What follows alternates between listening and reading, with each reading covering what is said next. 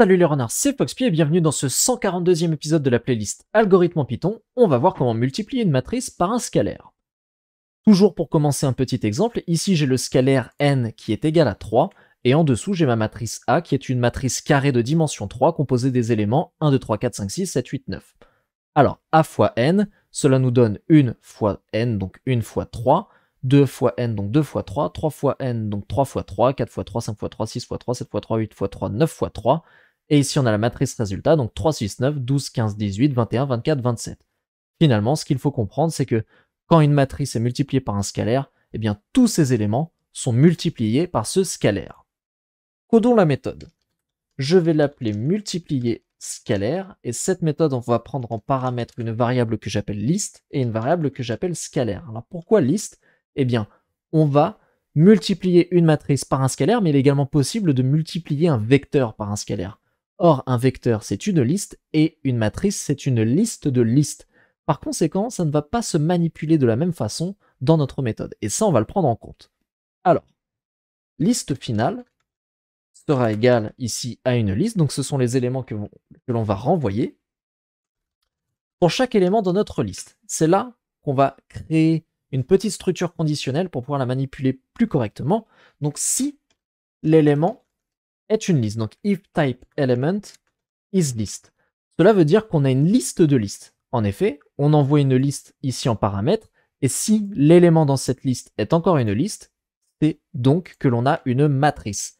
Ce qu'on va faire, c'est qu'on va faire listefinale.append, et là on va utiliser la récursion, on va faire appel à multiplier scalaire, à qui on va envoyer l'élément et le scalaire.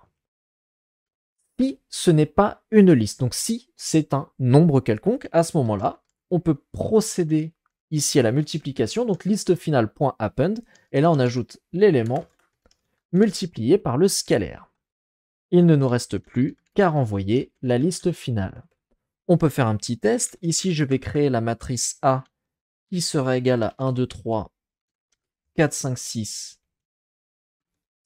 7, 8, 9. Je vais créer le vecteur V qui sera égal à 10, 20, 30, 40. Et je vais créer le scalaire n qui sera égal à 3. Donc je peux faire multiplier scalaire de A, 3. Et on obtient 3, 6, 9, 12, 15, 18, 21, 24, 27. Donc c'est bien ce que nous avions trouvé ici. Mais je peux multiplier mon vecteur V.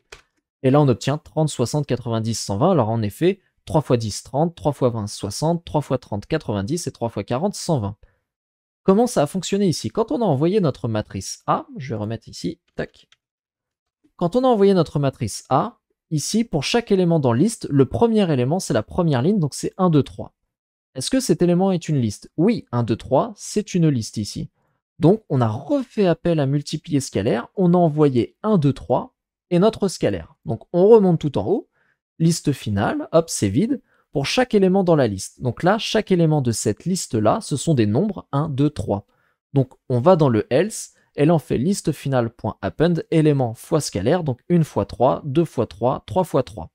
À chaque fois, ces éléments, les ajouter à liste finale, et liste finale, on le renvoie, et on se retrouve ici au précédent appel de multiplier scalaire, et on va ajouter à notre liste finale la liste finale qui vient d'être récupérée par, ici, la liste multipliée par le scalaire. Donc on obtient la ligne 3, 6, 9. On refait un tour de boucle. Élément, est-ce que élément est une liste? Eh bien oui, puisque cette fois-ci élément est égal à 4, 5, 6. Donc on passe dans multiplier scalaire. On se retrouve tout en haut avec la liste 4, 5, 6. Donc pour chaque élément dans 4, 5, 6, eh bien là on a des nombres. Donc on va ajouter 4 fois 3, 5 fois 3, 6 fois 3. Et on va renvoyer ces résultats. Ces résultats vont être ajoutés à liste finale de l'appel de multiplier scalaire précédent. Et ensuite, on refait un dernier tour de boucle for element in list. Est-ce que élément est une liste? Eh bien oui, puisque ici c'est la liste 7, 8, 9. Donc on repasse ici dans multiplier scalaire. On remonte tout en haut, on réinstancie une liste finale. Pour chaque élément dans liste, là, ces éléments, ce seront des nombres, puisqu'on va parcourir 7, 8, 9. Donc ici, on va ajouter 7 fois 3, 8 fois 3, 9 fois 3. On renvoie ce résultat. Ce résultat, on le réajoute à notre liste finale précédente qui parcourait chaque ligne de notre matrice. Et enfin, il n'y a plus d'éléments, on peut renvoyer notre matrice ici, et on a renvoyé toutes nos lignes avec chaque élément multiplié par 3. Pour effectuer la multiplication, entre un vecteur et un scalaire ou une matrice et un scalaire, on peut également utiliser le module NumPy. Je vais l'importer ici. Import NumPy as NP. Comme je le dis à chaque fois, dans NumPy, il faut manipuler des ND-arrays. Pour ça, il faut transformer nos listes et nos listes de listes en ND-arrays. Je vais faire np.array pour caster mes listes de listes en objet ND-array. Ici, je fais pareil avec mon vecteur. Et maintenant, on peut utiliser tout simplement l'opérateur étoile entre notre matrice et n ou entre notre vecteur et n pour avoir une multiplication entre un vecteur et un scalaire ou une matrice et un scalaire. Donc si je fais a fois n, j'obtiens la matrice 3, 6, 9, 12, 15, 18, 21, 24, 27.